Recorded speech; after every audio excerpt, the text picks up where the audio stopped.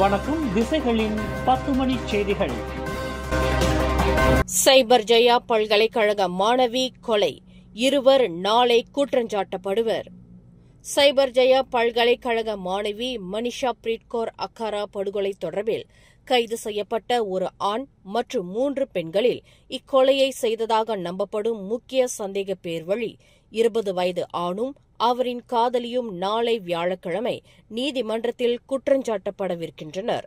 செப்பாங் magistrate நீதிமன்றத்தில் நாளை காலை 9 மணிக்கு நிறுத்தப்படவிருக்கும் அந்த ஆடவரும் அவரின் காதலியும் குற்றவாளி என்று நிரூபிக்கப்பட்டால் மரண தண்டனை அல்லது கூடியபட்சம் 40 ஆண்டு சிறை மற்றும் பிறம்படி தண்டனை விதிக்க வகை செய்யும் குற்றவியல் சட்டம் 302 பிரிவின் கீழ் குற்றஞ்சாட்டப்படவிருக்கின்றனர்.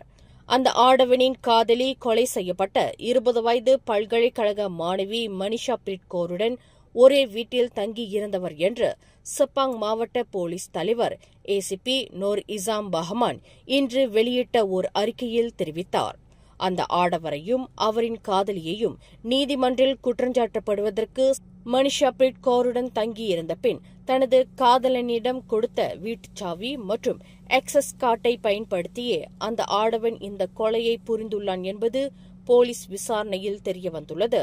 அந்த மாணவியின் தலையில் பலம் கொண்ட ஒரு பொருளினால் அடிக்கப்பட்டதால் தலையில் பலத்த காயத்துடன் அவர் உயிரிழந்ததாக சவ பரிசோதனை அறிக்கையில் தெரியவந்துள்ளது. கடந்த ஜூன் 24ஆம் தேதி சைபர் ஜெயாவில் உள்ள ஒரு கொண்டோமினியம் வீட்டில் நிகழ்ந்த இந்த கொலையில் சரவா கூச்சேங்கை சேர்ந்த ஒரு சீக்கிய பெண்ணான மனிஷா பிரீத் கௌர் கொலை செய்யப்பட்டார். 13வது மலேசிய திட்டம் மீதான ஆய்வு தற்போது இறுதிக்கட்டத்தில் இருப்பதாக துணை பிரதமர் டத்தோஸ்ரீ அஹமத் ஜைட் அமிடி தெரிவித்துள்ளார். அந்த பிரதான தேசிய திட்டத்தின் திட்டமிடல் பணிகள் தற்போது கடைசி கட்டத்தை அடைந்துள்ளதாக அவர் குறிப்பிட்டார். நாடாளுமன்றத்தில் தாக்கல் செய்யப்படுவதற்கு முன்னதாக அந்த திட்டம் மிக கவனமாக ஆராயப்படும் என்று அவர் விளக்கினார். தவிர வழக்கம்போல் 13வது மலேசிய திட்டத்தில் புறநகர் மேம்பாடுகள் சீராக நடைபெறுவதை உறுதி செய்வதற்கு தொடர்ந்து முன்னுரிமை வழங்கப்படும் என்று புறநகர் மற்றும் வட்டார மேம்பாட்டுத்துறை அமைச்சருமான அஹமத் ஜஹீட் தெரிவித்தார். கடமையின் போது மிக ஆபத்தான முறையில் வாகனத்தை செலுத்தியதாக அடையாளம் காணப்பட்ட சாலை போக்குவரத்து இலாகாவின் ஜேபிஜே அமலாக்க அதிகாரி மீது கடும் நடவடிக்கை எடுக்கப்பட்டுள்ளது. பேரா சிம்பாங் பூலாயில் நடந்த இந்த சம்பவம் தொடர்பில் அந்த அதிகாரி மீது கடும் நடவடிக்கை எடுக்கப்பட்டுள்ளதாக ஜேபிஜேவின் தலைமை இயக்குநர் டத்தோ ஏடி ஃபட்லி ரம்லி தெரிவித்தார். முந்தக்கூடாத சாலை வளைவில் இரட்டை கோடுகளையும் மீறி அந்த அதிகாரி ஜேபிஜே வாகனத்தை செலுத்தியது தொடர்பில் அவருக்கு சமன் வழங்கப்பட்டதுடன் அவர் மீது நடவடிக்கையும் எடுக்கப்பட்டுள்ளதாக அவர் குறிப்பிட்டார்.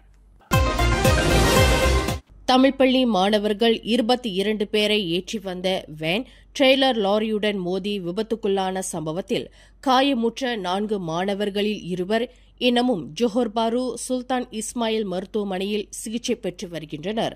வடக்கு தெற்கு நெடுஞ்சாலையின் தென் திசையிலுள்ள பண்டார் துன் உசைன் ஆன் வெளியேறும் சாலையில் சிமெண்ட் ட்ரெய்லருடன் வேன் மோதிய சம்பவத்தில் அதிர்ஷ்டவசமாக அனைவரும் உயிர் தப்பினர். காயமுற்றவர்களில் தெப்ராவ் தமிழ் பள்ளியைச் சேர்ந்த 2 மாணவிகளின் உடல் நிலையை கண்டறிய தெப்ராவ் நாடாளுமன்ற உறுப்பினர் ஜிமி புவா அந்த மருத்துவமனைக்கு நேரில் சென்று பார்வையிட்டார். 2 மாணவர்களையும் நலன் விசாரித்ததுடன் உணவுப் பொருள் கூடைகளையும் கணிசமான நிதி உதவியையும் வழங்கி தமது ஆதரவை தெரிவித்துக் கொண்டார். தண்ணீர் கட்டண விகிதத்தை மறுபரிசீலனை செய்யக்கோரி 10 மாநில அரசாங்கங்களிடமிருந்து ஸ்பான் எனப்படும் தேசிய தண்ணீர் விநியோக சேவை ஆணையம் விண்ணப்பங்களை பெற்றுள்ளது. Penang, Perlis, Kedah, Kelantan, Terengganu, Selangor, Negeri Sembilan, Malacca, Johor மற்றும் பஹாங் ஆகிய 10 மாநிலங்களிடமிருந்து விண்ணப்பங்கள் பெறப்பட்டுள்ளதாக அது குறிப்பிட்டுள்ளது.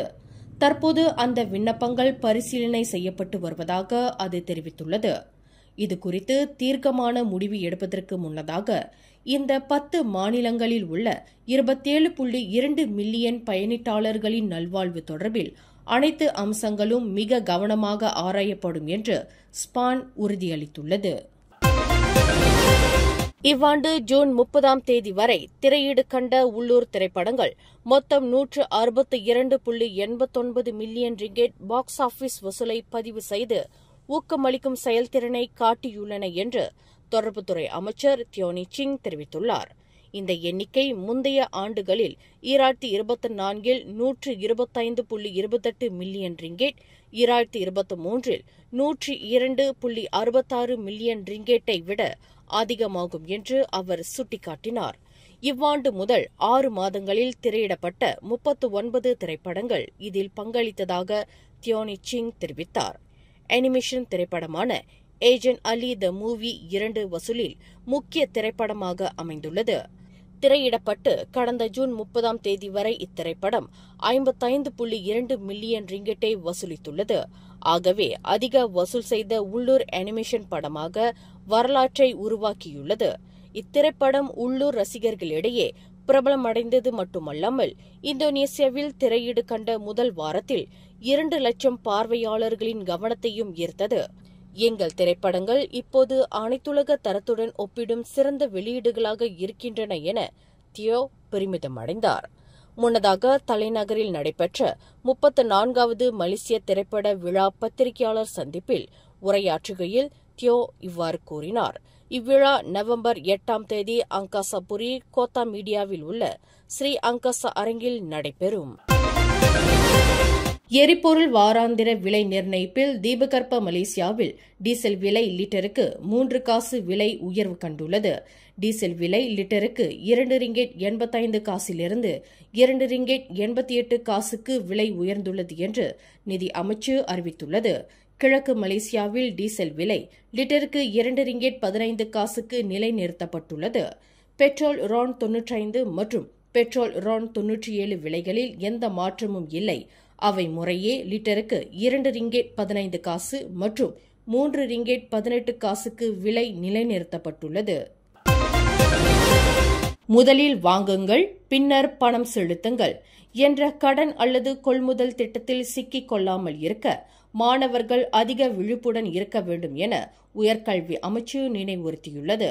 மாணவர்கள் கடன் பெற்று இருப்பது குறித்து தமது அமைச்சு புகார் பெற்றிருப்பதாகவும் அது அதிக வட்டி விகிதத்துடன் கூடிய கடனாக இருப்பது தெரியவந்துள்ளது. இதனால் மாணவர்கள் தாங்கள் அறியாமல் கடன் சுமையில் சிக்க வைக்கப்படுவதாக உயர்கல்வி அமைச்சர் Datuk Seri doctor Zambry Abdul Kadir கூறினார்.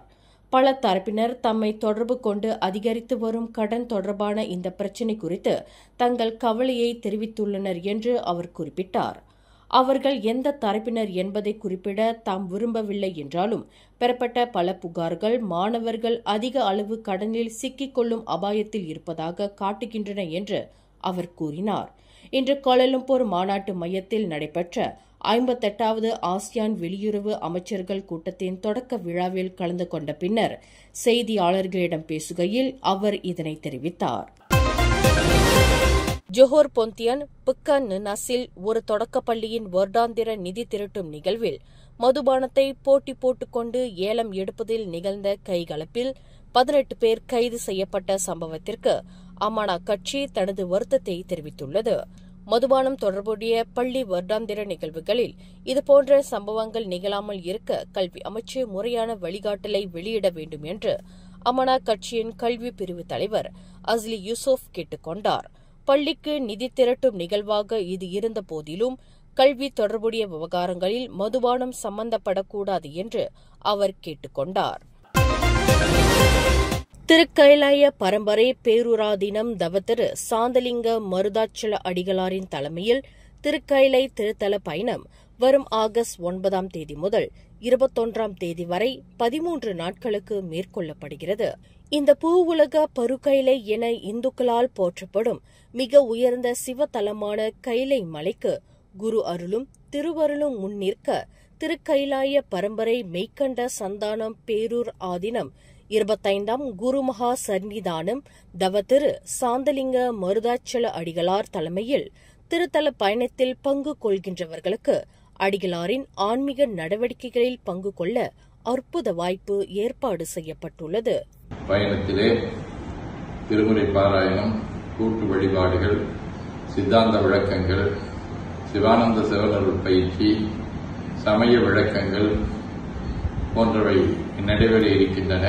கிடைப்பதற்கு அரிதான ஒரு வாய்ப்பு நமது தவத்திரு அடிகளாருடன் திருத்தல பயணம் மேற்கொள்வது. ஆதலால் அன்பர் பெருமக்கள் இந்த அரிய வாய்ப்பை பயன்படுத்தி கைலை மலையானின் திருவருளை பெறுமாறு அன்புடன் அழைக்கின்றனர் my Yatra Empire travel and tours குழுவினர். இத்திருக்கைலை பயணத்தில் பங்கு கொள்ள ஆர்வம் கொண்டவர்கள் கீழ்கண்ட தொலைபேசி எண்ணில் தொடர்பு கொள்ளலாம். அம்பாங்கில் கொலை செய்யப்பட்ட ஹீஹெயிலிங் ஓட்டுநர் ஒருவர் தொடர்ச்சியாக சித்திரவதை செய்யப்பட்டு கொல்லப்பட்டுள்ளார் என்று போலீஸ் விசாரணையில் தெரியவந்துள்ளது. இச்சம்பவம் தொடர்பில் 73 வயது நபரும் அவரின் 36 வயது மகனும் கைது செய்யப்பட்டு தற்போது தடுப்பு காவலில் வைக்கப்பட்டு விசாரணை செய்யப்பட்டு வருவதாக அம்பாங் ஜெயா மாவட்ட போலீஸ் தலைவர் ஏசிபி முகமது ஆசாம் இஸ்மாயில் தெரிவித்துள்ளார். கடன் விவகாரம் தொடர்பில் தந்தையும் மகனும் அந்த ஹீஹெயிலிங் ஓட்டுநரை சித்திரவதை செய்து கொன்று இருக்கின்றனர். தொடக்கத்தில் அந்த நபரின் இறப்பு திடீர் மரணம் என்று வகைப்படுத்தப்பட்ட போதிலும் அதில் குற்றத்தன்மை இருப்பது தெரியவந்துள்ளதாக அவர் மேலும் கூறினார். சட்டவிரோத பணமாற்றம் மற்றும் சூதாட்டம் தொடர்பில் மலேசியர் ஒருவர் தாய்லாந்து தலைநகர் பாங்காக்கில் கைது செய்யப்பட்டுள்ளார். 25 வயதுடைய அந்த மலேசியர் பாங்காக் டான் மியூஎங் அனைத்துலக விமான நிலையத்தில் வந்திறங்கிய போது அவர் குடிநுழைவு துறையினரால் கைது செய்யப்பட்டார். சூதாட்ட அகப்பக்கம் தொடர்பில் அந்த நபரை கைது செய்வதற்கு பிடி வாரண்ட் பெற்றுள்ளதாக கிடைக்கப்பெற்ற தகவலை தொடர்ந்து அந்த நபர் விமான நிலையத்திலேயே கைது செய்யப்பட்டதாக டான் மியோங் விமான நிலையத்தின் குடிநுழைவு மேற்பார்வை அதிகாரி எடிசெக் பன்யா தெரிவித்துள்ளார். அந்த நபர் கோலாலம்பூரிலிருந்து பாங்காக்கிற்கு வந்ததாக அவர் குறிப்பிட்டார்.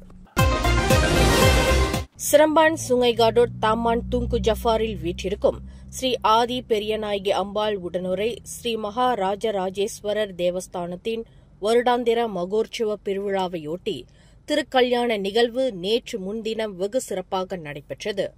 திருக்கைலாய பரம்பரை ஸ்ரீ கந்த பரம்பரை சூரியனார் கோயில் ஆதின ஸ்ரீகாரியம் வாமதேவ ஸ்ரீமத் சிவாக்கர தேசிக சுவாமிகளின் தலைமையில் அவரின் ஆலோசனைப்படி இத்திருக்கல்யாண வைபவம் நடைபெற்றது. சொக்கநாதருக்கும் மீனாட்சிக்கும் இடையிலான இத்திருக்கல்யாண நிகழ்வில் அதிகமான அடிகளார்கள் கலந்து கொண்டு சுவாமிகளின் திருமணக்கோல அருள்காட்சியைக் கண்டு தரிசனம் செய்தனர். முன்னதாக உற்சவர் ஸ்ரீ மகா ராஜராஜேஸ்வரர் சுவாமிக்கு சிறப்பு அபிஷேகம் நடைபெற்றது. திருக்கல்யாண நிகழ்விற்கு அனைத்து சீர்வரிசை தட்டுகளும் வைக்கப்பட்டன. பின்னர் மேளதாளம் நாதஸ்வரம் முழங்க மாப்பிள்ளை அழைப்பு நடைபெற்றது. தொடர்ச்சியாக சொக்கநாதருக்கும் மீனாட்சிக்கும் கங்கணம் கட்டும் நிகழ்வு, மாலை மாற்றும் நிகழ்வு சிறப்பாக நடைபெற்றது.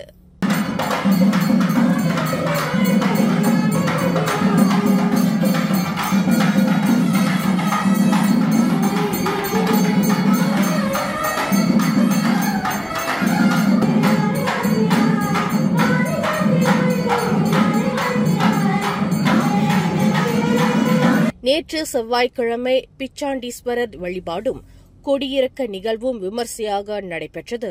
திருவண்ணாமலையில் இருக்கக்கூடிய பெருமானுக்கு ஆகம விதிப்படி எப்படியெல்லாம் அங்கு பூஜைகள் நடைபெறுகிறதோ அதுபோலவே ஸ்ரீ மகா ராஜராஜேஸ்வரர் தேவஸ்தானத்திலும் வழிபாடுகள் நடைபெறுகின்றன. எங்கும் இல்லாத சத்குரு சம்ஹார கால பைரவர் பெருமானும் மூலஸ்தானத்தில் அண்ணாமலையார் போன்று பெருமானும் அதுபோலவே அம்பிகை பராசக்தி அம்பாள் தனது கையில் சிவலிங்கத்தை வைத்து தவக்கோலத்தில் இருக்கின்ற காட்சியையும் இங்கு காண முடியும் என்று ஸ்ரீமத் சிவாக்கர தேசிக சுவாமிகள் குறிப்பிட்டார். திருக்கைலாய பரம்பரை, கந்த பரம்பரை, சூரியனார் கோவில் ஆதீனத்தின் சார்பாக நம்முடைய தேவஸ்தானத்தினுடைய நிர்வாகிகள் அனைவர்களும் சார்பாக எல்லோரையும் வாழ்க வாழ்க என்று வாழ்த்தி, மகா ராஜராஜேஸ்வர பெருமானுடைய திருவருள் கருணையும் அண்ணாமலை பெருமானுடைய திருவருள் கருணையும் அனைவரும் பெற்று உய்க என்று வேண்டி வாழ்த்துகிறோம். திருச்சிற்றம்பலம். இந்த 10 நாள் வருடாந்திர மகோற்சவ பெருவிழா சிறப்பாக நடைபெறுவதற்கு பெரும் ஆதரவும் ஒத்துழைப்பும் நல்கிய அடிகளார்களுக்கு தேவஸ்தானம் சார்பில் சுவாமிகள் தமது நன்றியை தெரிவித்துக் கொண்டார். பக்தி பரவசமூட்டும் பரதநாட்டியங்களுடன் தேவஸ்தானத்தின் மகோற்சவ பெருவிழா சண்டிகேஸ்வரர் சிறப்பு பூஜையுடன் இன்று நிறைவு பெற்றது. மேலும் செய்திகளை தெரிந்து கொள்ள கீழே இருக்கும் பெல் பட்டனை அழுத்துங்கள். உங்கள் மகிழ்ச்சியை வெளிப்படுத்த லைக் மற்றும் ஷேர் செய்யுங்கள். தொடர்ந்து திசைகளோடு இணைந்திருக்க சப்ஸ்கிரைப் செய்யுங்கள்.